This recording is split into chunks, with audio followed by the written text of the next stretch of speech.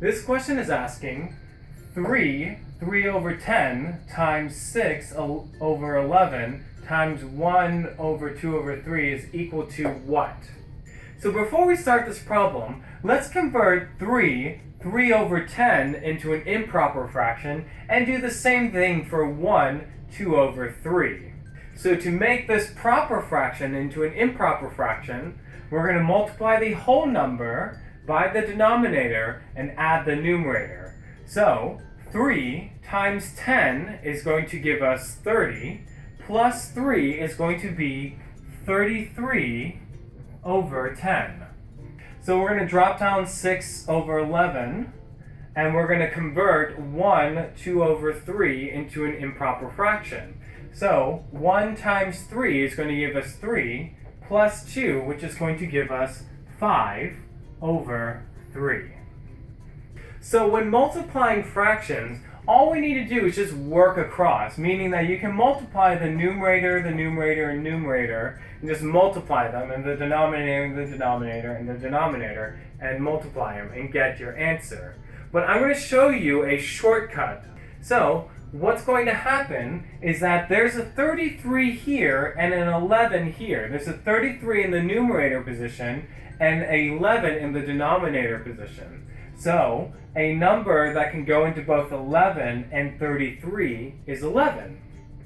11 can go into 11 one time, and 11 can go into 33 three times. So I just simplified those numbers to a 3 and a 1 as opposed to a 33 and a 11. We can also do the same thing for the 10 and a 6. A number that can go into 10 and 6 is 2. 2 can go into 10 5 times, and 2 can go into 6 3 times. So now that we simplified these numbers, now it's much easier to multiply them. So it's going to be 3 times 3 times 5, which is going to give us 45. And then 5 times 1 times 3, which is going to give us 15. 15 can go into 45 3 times, and 3 is going to be my final answer. This question states 8 over 15 divided by 12 over 25 is equal to what?